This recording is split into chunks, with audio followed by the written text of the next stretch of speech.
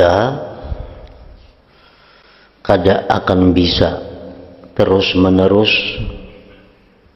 istiqamah dalam taat kepada Allah. Kita tidak akan bisa memaksa nafsu yang malas melakukan kebaikan. Kita tidak bisa memaksa nafsu untuk menjauhi yang tidak disenanginya nafsu. Apabila kita tidak memelihara 3 perkara yang berikut ini.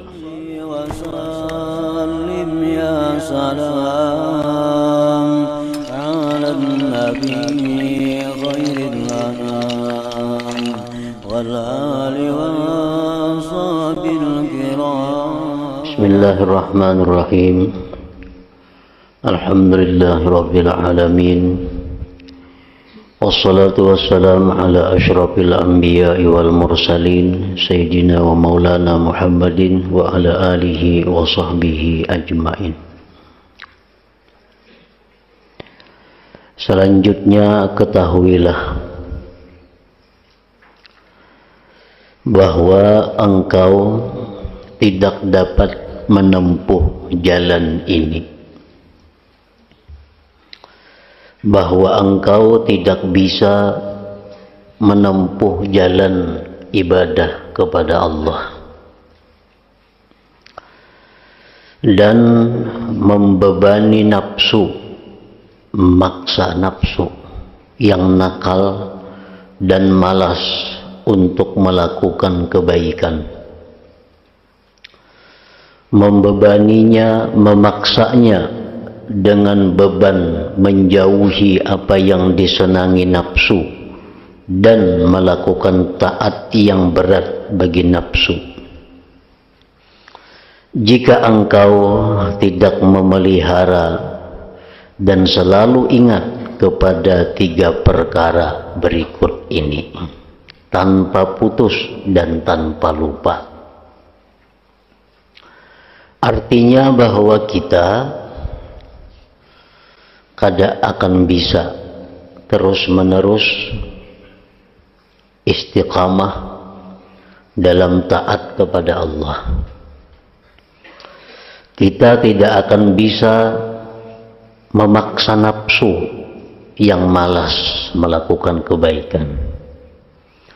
Kita tidak bisa memaksa nafsu untuk menjauhi yang tidak disenanginya nafsu. Apabila kita tidak memelihara 3 perkara yang berikut ini. Yang pertama yang mesti kita pelihara adalah ingat firman-firman Allah Ta'ala tentang pemberian harapan dan menakut-nakuti. Yang kedua, ingat perbuatan Allah dalam menyiksa dan memberi ampun.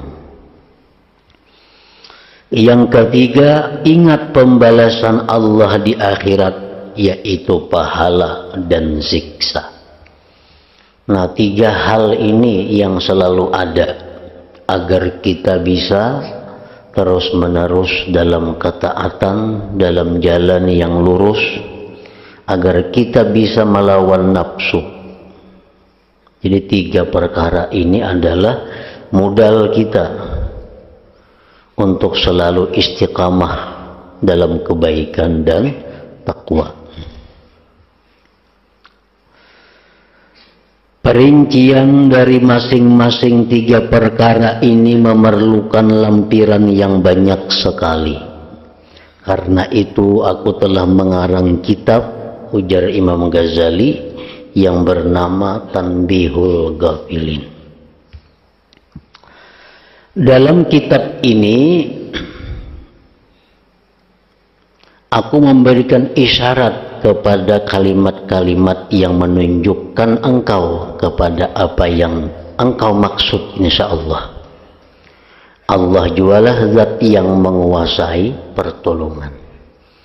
Dalam kitab yang kita baca Minhajul Abidin ini hanya Sidin mengisyaratkan sebagiannya, sedangkan lengkapnya ada dalam kitab yang dikarang beliau, ngarannya Tambihul Ghafilin.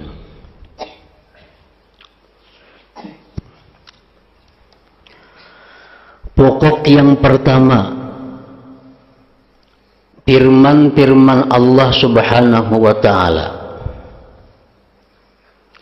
Cobalah renungkan apa yang terdapat dalam kitab Al-Quran, yaitu ayat-ayat yang membuat suka kepada ganjaran Allah, dan ayat yang memberi harapan, serta ayat-ayat yang menakut-nakuti. Ini yang selalu kita ingat apabila kita berhadapan dengan kesulitan melakukan ibadah. Inilah yang selalu kita baca, kita pahami apabila kita berat untuk melakukan ibadah. Carilah dalam Al-Quran ayat-ayat Allah yang menjelaskan tentang surga, yang menakut-nakuti tentang neraka.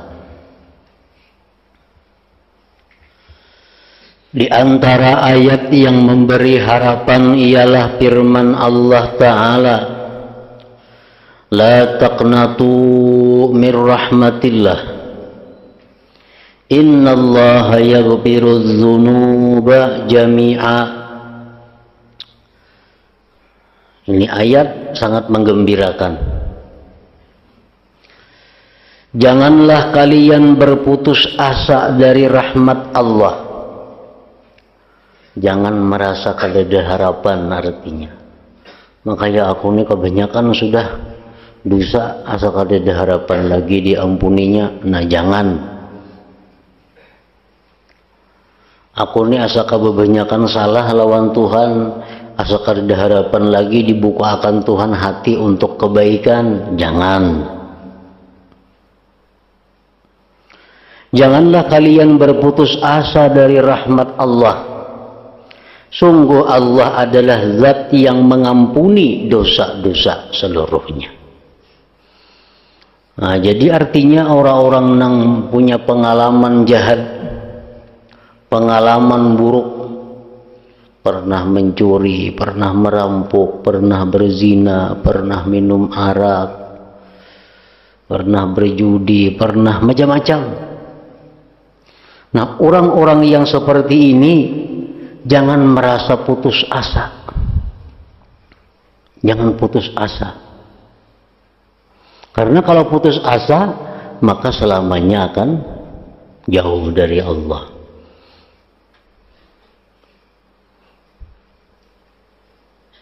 Termasuk dalam putus asa adalah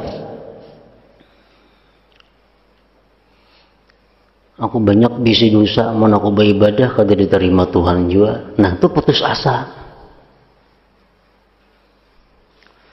Mulai menuntut ilmu, malas mengaji, malas menuntut ilmu.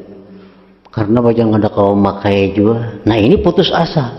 Di mana tahunya kita bahwa kalau kita menuntut ilmu kada bakal memakai juga.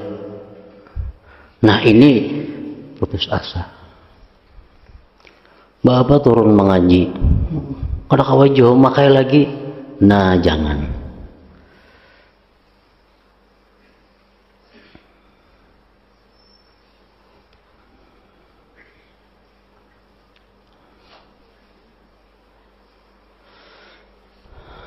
Sungguh Allah adalah zat yang mengampuni dosa-dosa seluruhnya. Orang yang menyembah berhala, orang yang minum arak, orang yang berzina, orang-orang kafir itu. Orang-orang kafir itu sudah lengkap dosa-dosanya. Mana menyembah selain Allah, berzina, minum arak, riba. Tapi kalau orang yang demikian ini datang kepada Allah, mengakui, mengucapkan 2 kalimat syahadat, seluruh dosa-dosa diampuni Allah. Innal Islam yajubbu ma qablah, bahwasanya Islam itu memutuskan apa-apa yang sebelumnya. Islam memutuskan apa-apa yang sebelumnya. Dengan masuk Islam, maka dia akan menjadi orang yang bersih, orang yang baru, laksana orang yang dilahirkan kembali.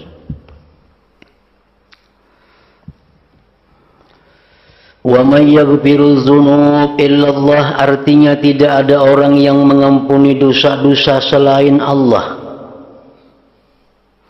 Ghafirudz dzambi wa qabilut taubi, artinya Allah adalah zat yang mengampuni dosa hamba. Allah adalah zat yang menerima tobat hamba. Wa huwal ladzi yaqbalu taubata an ibadihi wa ya'fu anis sayyi'at, artinya Allah Ta'ala adalah zat yang menerima tobat hamba-hambanya dan memberikan maaf perbuatan-perbuatan yang jelek. Kataba rabbukum ala nafsihir rahmah, artinya Allah telah menetapkan, memberikan balas kasih. Allah sudah menetapkan itu atas dirinya. Wa rahmati wasi'at kulla syai'in fasa'aktubuha lilladzina yattaqun, artinya rahmatku itu bisa meratai segala yang wujud yang ada di alam semesta ini. Aku akan menetapkan rahmat pada orang-orang yang bertakwa. Orang yang bertakwa sudah nyata dapat rahmat Allah. Maka ada takwa bang, bisa aja juga dapat rahmat Allah. Karena rahmat Allah itu menguasai seluruh alam semesta ini. Innallaha bin-nasi laraufur rahim, artinya sungguh Allah sangat balas kasih kepada manusia. Wa kana bil mu'minin rahima, artinya Allah Ta'ala itu sangat balas kasih kepada orang-orang yang beriman.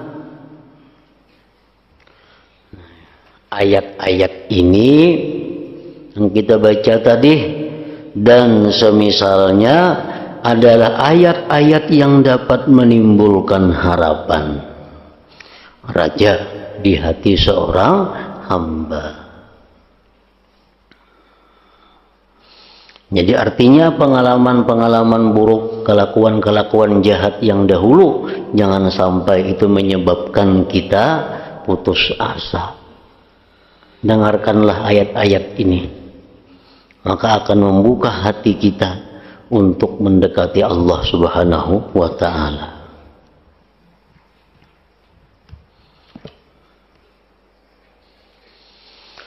Di antara ayat-ayat yang menimbulkan rasa takut pulang,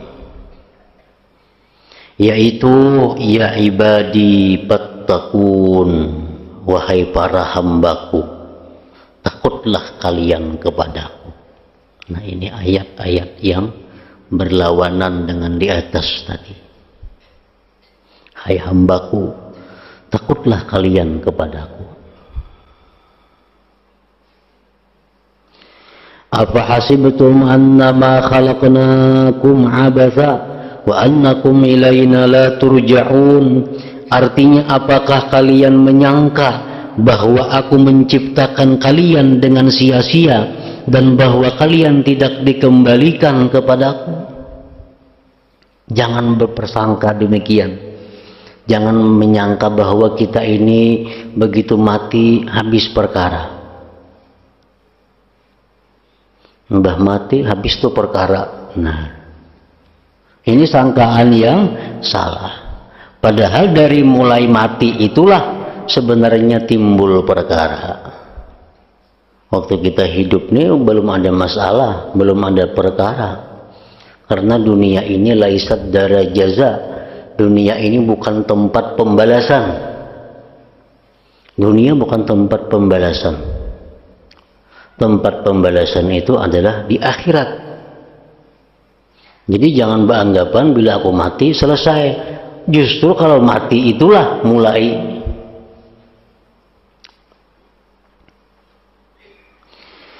Janganlah menyangka bahwa hidup kita ini sia-sia.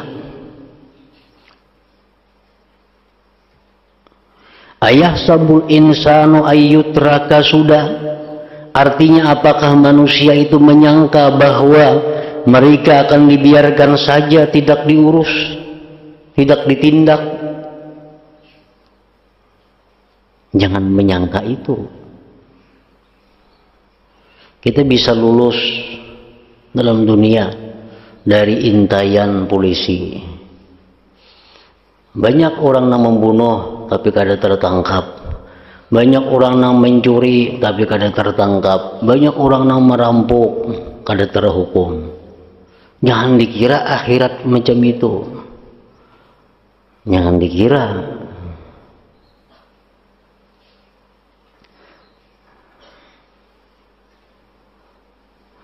Laisa bi amaniyikum wala amani ahlil kitab.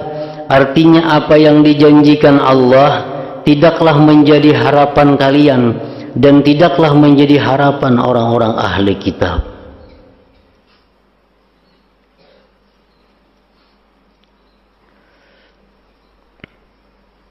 May ya'mal su'an yujza bihi wa la yajid lahu min dunillahi waliyya wala nasira. Artinya barang siapa berbuat jelek jahat, maka ia akan dibalas jelek jahat. Dan ia tidak bakal menemukan penolong selain Allah, dan tidak pula pembantu.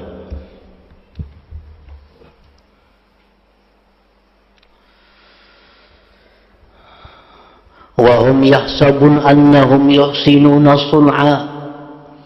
Artinya mereka menyangka bahwa mereka membaguskan usaha mereka. Ini ayat adalah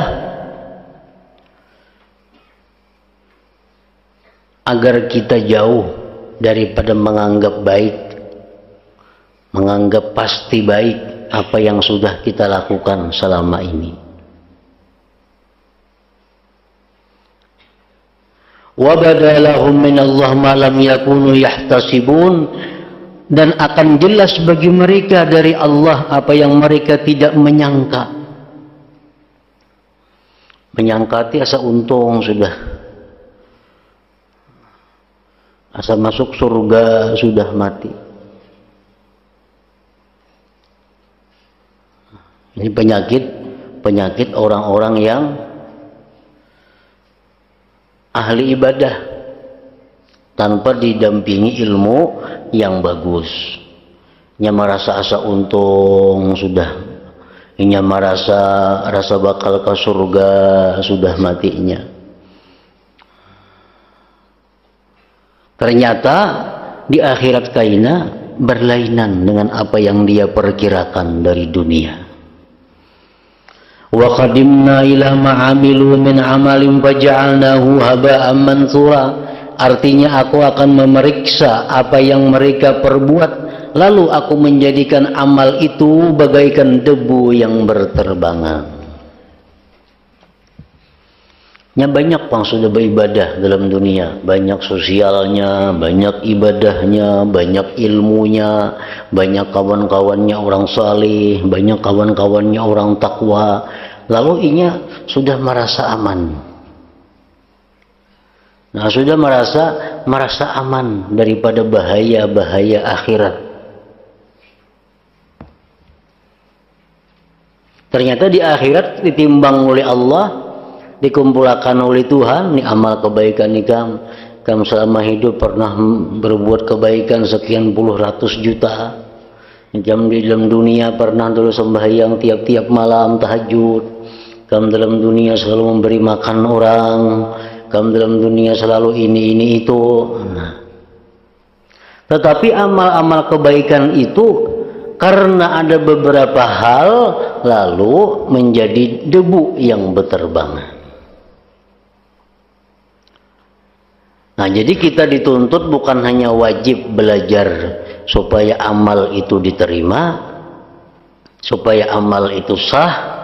Tapi kita wajib juga belajar kayak apa amal itu supaya dapat dinikmati di akhirat.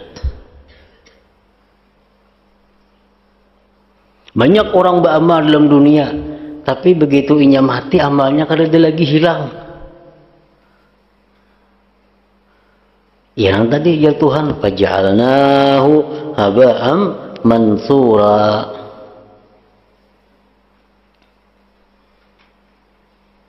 Apa yang menyebabkan amal-amal kita jadi hilang? Nah, dahulu sudah kita ketahui banyak penyebabnya, antara lain menyesal. Nah, kita menyesal berbuat baik, maka amal ibadah yang disesali itu jadi debu yang berterbangan karena apa-apa lagi. Adakah ada orang menyesal beribadah? Ada, dan banyak. Contohnya, ini manusia mulai kekanakan digaduh, mulai kekanakan diurus, diberi makan, disekolahkan, diberi pakaian, diongkosi sampai jadi sarjana, sampai jadi ulama.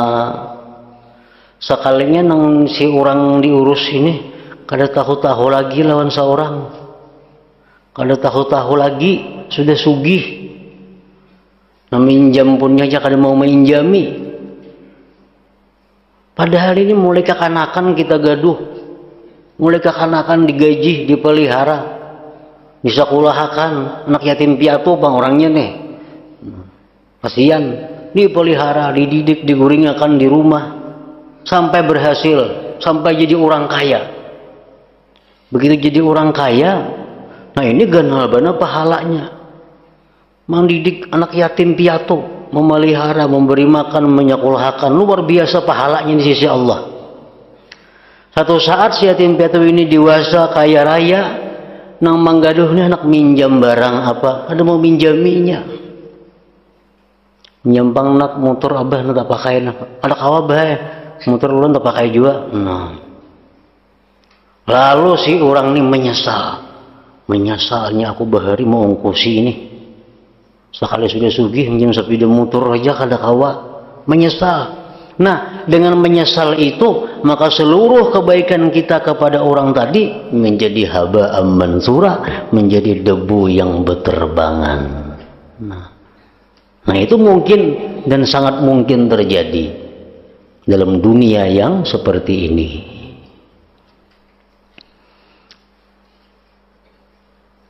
Kebaikan apapun bila mana disesali, maka itu menghancurkan kebaikan itu.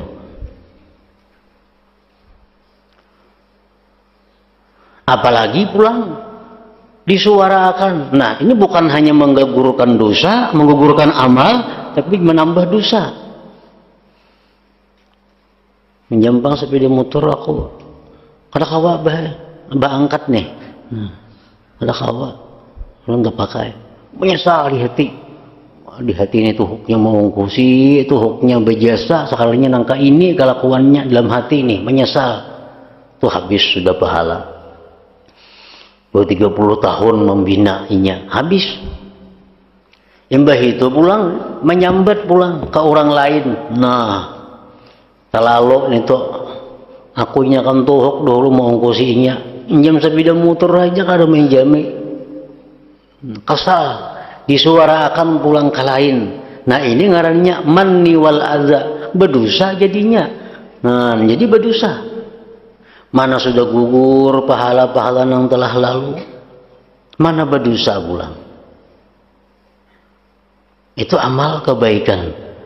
Di akhirat kena mati, ya Allah mana amalku, ulun dulu ada menggaduh anak yatim sampainya kaya, sampainya jadi tuan guru, jadi ulama. Mana amalnya ya Allah? Nah amalnya ya Tuhan, tapi jadi debu yang berterbangan. Nah, jadi kalau kita mau ongkosi, membiayai, menafkahi orang, anggaplah hilang.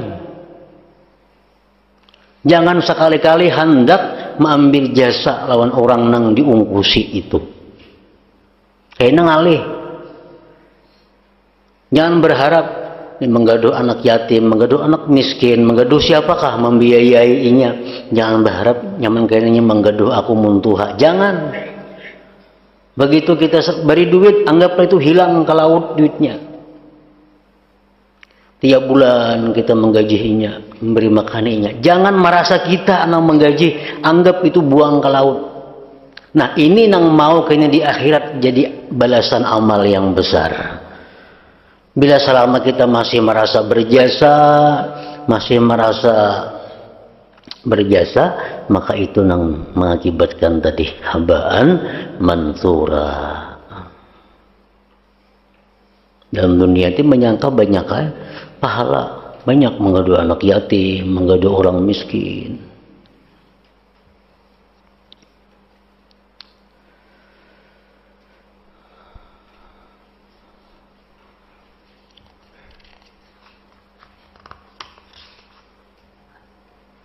Wa qadimna ila ma 'amilu min 'amalin faja'alnahu min amalin wa qadimna ila ma 'amilu min 'amalin faja'alnahu haba'an mansura. Aku akan memeriksa apa yang mereka perbuat, lalu aku menjadikan amal itu kebaikan debu yang berterbangan. Nah, jadi kita wajib juga belajar itu. Bukan hanya belajar kayak apa supaya sah sedekah, zakat, infak. Wajib kita belajar bagaimana zakat, sedekah, infak, ibadah lainnya supaya diterima Allah. Dan wajib juga kita belajar ilmu kayak apa supaya amal ibadah itu bisa utuh sampai kita mati. Jangan terbulirit di tengah jalan. Orang naik haji 1000 kali, umpamanya kawa berumur beribu tahun, orang berumrah banyak pahala didapat sudah. Tapi kalau satu saat inya itu murtad, habis kada amalnya, amalnya habis. Jadi murtad, nah itu antara lain yang menggugurkan amal, menyesal berbuat kebaikan. Ada orang menyesal naik haji. Aku naik hajinya pada 2 kali lagi jar lapah, uyuh. Nah, hanya datang haji orangnya, hanya datang haji. Or garing aja di sana, garing. Masuk rumah sakit di sana. Abi bulik sigar, gagah pada dahulu. Ya bersuara, aku menyesal naik haji ada 2 kali lagi, uyuh, lapah. Nah, perbuatan baik itu bila disesali menggugurkan pahala. Jadi bila berbuat baik itu cari, jangan sampai menyesal. Jangan sampai menyesal. Kita memohon kepada Allah Ta'ala semoga Allah berkenan menyelamatkan kita semua dengan rahmatnya. Amin ya rabbal alamin. Nah, ini ayat-ayat yang membuat kita takut kepada Allah. Di antara ayat-ayat yang mencakup antara khauf dan raja adalah firman Allah Ta'ala. Yang pertama tadi, golongan pertama, ayat-ayat yang menumbuhkan harapan kita. Ayat-ayat golongan kedua, ayat-ayat yang membuat kita takut kepada Allah. Yang ketiga ini ayat-ayat yang menggabungkan keduanya. Takut dan mengharap.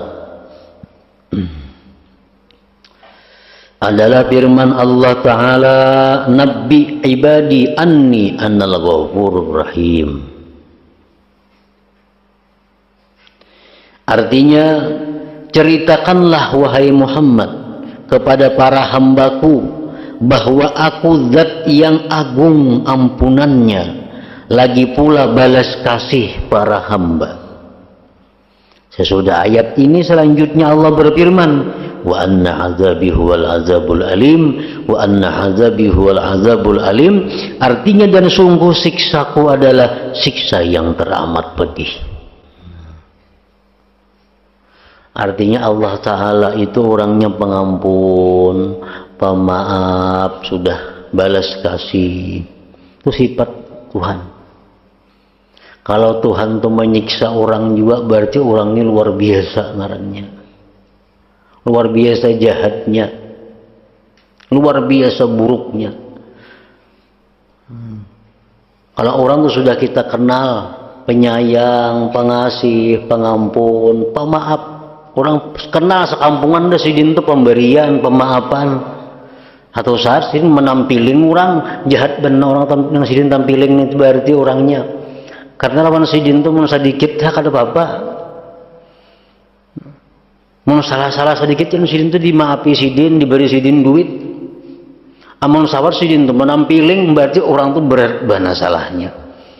Berat bana salahnya. Nabbi ibadi anni anal ghafurur rahim wa anna azabi huwal azabul alim. Firman semacam ini dimaksud akan raja harapan, jangan sampai menguasai diri engkau seluruhnya. Jadi supaya jangan kita larut, jangan larut dalam angan-angan, dalam harapan. Begitu pula firman Allah Ta'ala syadidul iqab, artinya Allah adalah zat yang sangat keras siksanya. Sesudah itu Allah Ta'ala berfirman Zitauli la ilaha illahu, artinya zat yang mempunyai pemberian tiada Tuhan selain dia. Tuhan itu kalau menyiksa, siksanya kada kawa disandang. Tetapi Tuhan itu maha pemberian orangnya. Nah, jadi ayat-ayat seperti inilah yang bisa membuat kita terus menerus dalam taat kepada Allah. Ayat-ayat seperti ini yang membuat kita bisa melawan nafsu kita. Yang lebih menakjubkan lagi, firman ini dimaksudkan agar khauf jangan sampai menguasai diri engkau sama sekali. Yang lebih menakjubkan lagi ialah firman Allah, wa yuhadzirukumullah nafsahu, artinya Allah memperingatkan kalian terhadap siksanya. Lalu disambung wallahu raufun bil ibad, artinya Allah sangat balas kasih kepada para hamba. Ayat yang menakjubkan. Allah mengingatkan kepada kita agar takut kepada Allah, dan Allah itu pengasih kepada hambanya. Kita disuruh takut kepada orang yang maha pengasih, bukan disuruh takut kepada orang yang maha perkasa. Yang lebih menakjubkan lagi firman-Nya, man khasyar rahmana bil ghaib, artinya barang siapa takut kepada zat yang maha pengasih dalam keadaan ghaib. Allah menggantungkan ketakutan hamba dengan asma Rahman, bukan dengan asma Jabbar, Al-Muntaqim, Al-Mutakabbir dan sebagainya. Barang siapa takut kepada Tuhan yang maha pemurah penyayang, Allah memasang namanya Ar-Rahman, ada Muntakim, penyiksa, supaya rasa takut itu disertai ingat kepada rahmat Allah. Ketakutan engkau tidak menghilangkan hati engkau sama sekali, sehingga firman itu menakut-nakuti, tapi berada dalam pemberian keamanan, dan menggerakkan, tapi terkandung dalam mendiamkan. Sebagaimana kalau engkau mengucapkan, apakah engkau tidak takut kepada ibumu yang selalu balas kasih kepadamu? Nah, sama itu. Apakah engkau tidak takut kepada ayahmu yang sangat mengasihimu? Apakah engkau tidak takut kepada pemimpin yang pemurah? Yang menjadi maksud dari takut campur harap adalah agar jalan ibadah itu tengah-tengah. Jangan sampai berjalan menuju rasa aman saja atau putus asa belaka. Kebanyakan kita ini terlalu banyak mendengari ayat-ayat tentang kasih sayang Allah, Kebanyakan kita diisi dengan mendengari ayat-ayat yang ampunan Allah, sehingga kita banyak lalai. Kita menganggap berbuat dosa, makanya diampuni Tuhan aja, mun aku tobat. Kita malas beribadah, kayaknya dapat rahmat saja lawan Allah, karena aku banyak bakawan lawan habaib, banyak. Karena aku dapat saja rahmat Tuhan, karena aku banyak bakawan lawan ulama. Nah ini nang salah-salahnya. Akibatnya jadi rasa malas, jadi rasa aman. Itu yang dilarang, itu yang dihindari. Jangan macam itu, dan jangan juga tadi sampai ketakutanan. Aku ulir aku beribadah nah, sakit diterima juga. Nah jangan. Tuh ke jalan kiri ngarannya. Aku ulir nuntut ilmu, pada kau makayu lagi hati kadap. Nah bertambah kadap.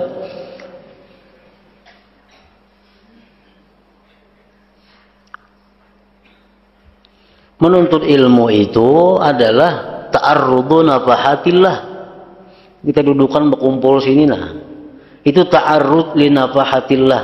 Bahasa kitanya apa? Menanai hidayah Allah. Karena Allah tuh mahambur hidayah, no dihambur Tuhan. Nang betanainya belum tentu dapat, apalagi nang kada betanai. Nang menanai tangan nih, belum tentu dapat semuaan. Apalagi nang kada menanai. Kayak misalnya dihambur duit puluhan, duit pirak. Semuaan tenai tangan. Nah dihambur duit, ada nang taliung. Ada nang kada dapat. Tapi tiap hari Tuhan bahambur itu. Nah, ada kayaknya sekali-sekali yang dapat. Nah, jadi jangan putus asa. Kada kau makai juga aku lagi, belum tentu. Pas kena turun, pas di situ Allah memberikan hidayah. Ada orang misalnya dalam kitab sembahyang tahajud itu baik. Sembahyang tahajud itu dianjurkan. Sembahyang tahajud itu macam-macam lah. Boleh ke rumah mendengar di pengajian nih. Tapi guringnya melandau. Katap guring melandau. Kada tahu sun tahajud. Turun pulang ke pengajian. Karena 2-3 hari pengajian tak kisah pulang pengajian nih. Tahajud itu baik, tahajud ini macam-macam fadilatnya. Bolehnya ke rumah kada pakai. Tatap kayak biasa. Nah, tapi aktif aja ke pengajian, turun taruh sejak ke pengajian. Mendengar pulang satu saat kena tahajud itu bagus, tahajud ini bolehnya ke rumah kada kau makai juga. Mungkin kita nangka 90 kali inya mendengar hanya Tuhan beri hidayah. 90 kali dah ke pengajian yang kisah itu aja. Nah, hanya dapat hidayah, hanya dapat pakai. Bisa terjadi, bisa terjadi. Jadi jangan menganggap kalau kau makai juga mau sekali kalau kau makai bisa kena kali yang kedua mendengar bisa makai. Kali kedua masih kada kau kayak orang ke dokter juga. Ke dokter sekali minum obat. Maulah ampi sekaligus kada mau.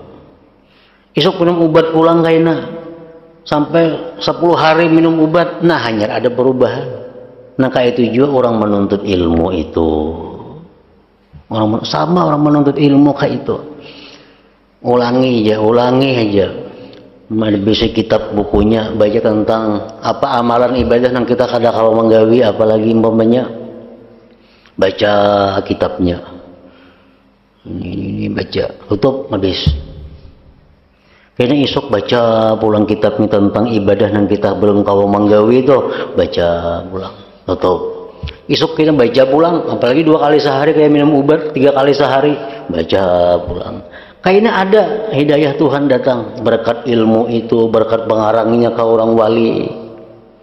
Nah akhirnya kita bisa mengamalkan itu ibadah nang kita belum kawa mengamalkan tadi.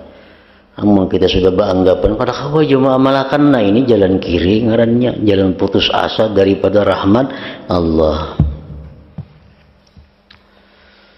Semoga Allah menjadikan kita semua sebagai orang-orang yang mau berpikir mengenai peringatan Allah yang bijaksana ini Al-Quran, dan mengamalkan Al-Quran dengan rahmatnya, karena Allah adalah zat yang pemurah lagi pula mulia. Wala haula wala quwwata illa billahil aliyyil azim. Pokok kedua pula ya hadratin Nabi sallallahu alaihi wasallam. Al-Fatihah. Iyyaka na'budu wa iyyaka nasta'in. Ihdinas siratal mustaqim. Siratal ladzina an'amta alaihim. Bismillahirrahmanirrahim. Alhamdulillahi rabbil alamin. Allahumma shalli wa sallim ala sayyidina Muhammadin wa alihi wa sahbihi ajma'in. Allahumma ighfir lana ma akhta'na wa ma ta'ammadna wa ma asrarna wa ma a'lanna wa ma asrafna وما أنت أعلم به منا. أنت المقدم وأنت المؤخر لا إله إلا أنت. اللهم نفعنا بما علمتنا وعلمنا ما ينفعنا وزدنا فهما وعلما وعملا وهدى وتوفيقا برحمتك يا أرحم الراحمين. صلى الله على سيدنا محمد وعلى آله وصحبه وسلم. الحمد لله.